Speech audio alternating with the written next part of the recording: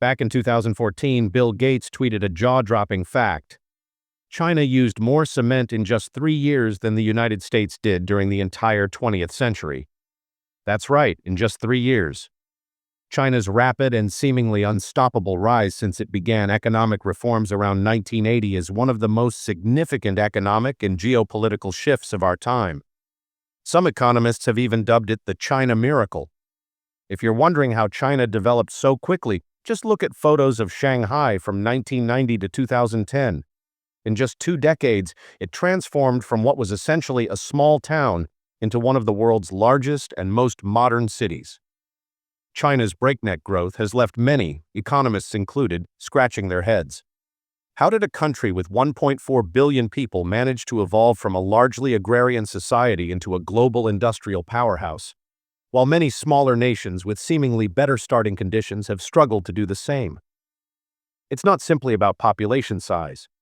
India has a similarly large population, yet it hasn't experienced nearly the same level of economic expansion. Some attribute China's success to its decision to open up its economy in the 1980s. While those reforms were essential, other nations like South Korea, Japan, and India also liberalized their economies. Yet none experienced growth on China's scale. Others point to China's rise as a manufacturing giant, taking advantage of cheap labor and globalization. But again, plenty of developing countries offer cheap labor and are integrated into the global economy, yet they haven't seen such explosive results. So what's the real secret behind China's rapid rise? To truly understand it, we need to examine the fundamentals of economic growth. It ultimately boils down to 3 core drivers: investment, education, and technological progress. But before we dig into those, consider subscribing and press the bell icon to this channel to show your support. Investment. China has consistently led the world in large-scale investments across multiple sectors as a central pillar of its development strategy. Since the 1980s, the country has poured more than 30% of its GDP annually into infrastructure, healthcare, social welfare, public services, and more. While developed countries like the United States or those in Europe don't need to invest as large a share of their GDP since they've already built much of their infrastructure, China, as a developing nation, has maintained this high level of investment for decades. One of the most visible and impactful areas of this investment has been infrastructure. The Chinese government has funneled enormous resources into building and upgrading a wide range of facilities, from highways and airports to modern seaports, and most notably, high-speed rail. China now boasts the largest high-speed rail network in the world, seamlessly connecting major cities and economic zones at impressive speeds. This nationwide connectivity has dramatically reduced travel times and improved logistics, making it faster and more efficient for people and goods to move around the country. But the benefits go beyond domestic improvements. Enhanced infrastructure has also supercharged international trade, with state-of-the-art ports and streamlined logistics systems lowering the cost and complexity of exporting and importing goods.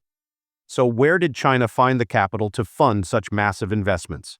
2 key sources stand out: foreign direct investment, FD1, and state-owned enterprises, SOES. China has been remarkably successful in attracting FDI, particularly in its early years of reform. This influx of foreign capital, along with the coordinated efforts of powerful state-owned enterprises, played a crucial role in transforming China into the economic powerhouse it is today. A pivotal turning point in China's economic rise was the creation of special economic zones, SEZs, a true game-changer in the country's development model. These zones offered tax incentives, streamlined regulations, and a highly business-friendly environment that made them extremely attractive to foreign investors.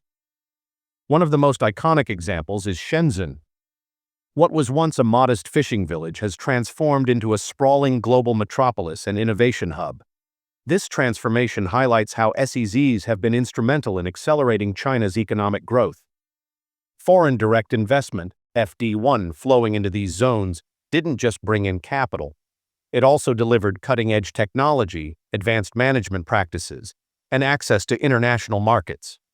Multinational corporations such as Apple, Microsoft, and Tesla have established operations in China, spurring local industries, creating jobs, and facilitating the transfer of valuable technical and organizational knowledge. This influx of FDI has been a major engine behind China's rapid industrialization and modernization, helping the country leap ahead in global competitiveness. Another crucial pillar of China's investment strategy has been its state-owned enterprises, SOEs. While many countries have shifted away from state ownership, China has maintained and even strengthened its SOEs, particularly in strategic sectors like energy, telecommunications, and transportation. These enterprises benefit from robust financial support and strong policy backing from the central government, allowing them to take on large-scale, capital-intensive projects that private firms might shy away from due to risk or cost. For instance, SOEs have played a key role in constructing China's expansive high-speed rail system and modernizing its energy infrastructure. By retaining strategic control over these enterprises, the Chinese government has been able to coordinate national development goals and ensure that industrial progress aligns with long-term economic and technological ambitions. Education. Market liberalization has played an important role in the growth of many developing countries, including both China and India. However, China's success story stands out because it combined economic reforms with strong investments in human capital and a commitment to gender equality, two areas where India has lagged behind. Even after embracing market-oriented policies, China made a deliberate and sustained effort to invest in its people, prioritizing improvements in education and healthcare to build a globally competitive workforce. This strategic focus is reflected in the World Bank's 2020 Human Capital Index, where China scored 0.65, on par with much wealthier nations like Chile and Slovakia. In contrast, India scored just 0.49, ranking below countries like Nepal and Kenya, despite being more affluent. Gender equality has also played a significant role. While China's female labor force participation has declined from around 80% in 1990 to about 62%, it remains far ahead of India, where the rate fell from 32% to around 25% over the same period. This gap highlights a key difference in how both countries have harnessed their full workforce potential. China is also well-positioned for the future. 7 Chinese universities are ranked among the world's top 100, with Tsinghua University and Peking University placing in the top 20 globally. Chinese researchers and institutions have made major advances in fields such as chemistry, engineering, and material science, and the country is emerging as a global leader in artificial intelligence. This progress is not just academic. Chinese scientists and companies are generating a growing number of high-quality patents, demonstrating real-world innovation in both academia and industry. In short, China's superior human capital and stronger gender inclusion have been vital drivers of its higher total factor productivity, TFP growth, helping it sustain rapid economic development, technology, and innovation. Once a country has laid the groundwork with strong infrastructure and a well-educated workforce, the next logical step is technological advancement, and China has followed this path with remarkable success. Over the past few decades, China has strategically learned from the rest of the world, particularly by facilitating the transfer of advanced technologies through foreign partnerships and government policy. One key mechanism has been the requirement for foreign companies entering the Chinese market to form joint ventures with local firms. This approach has enabled Chinese companies to acquire valuable technological know-how while building domestic capabilities. A prime example is in the high-speed rail sector. When China set out to develop its own high-speed rail network, it partnered with global leaders like Japan's Shinkansen operators, renowned for their safety and efficiency since the 1960s. Through joint ventures with Chinese firms like CRRC Corporation, China was able to adapt and improve upon this technology. Similarly, German companies such as Siemens provided critical components, like train control systems and signaling equipment, which helped China rapidly build what is now the largest high-speed rail network in the world. Another standout case is the automotive industry.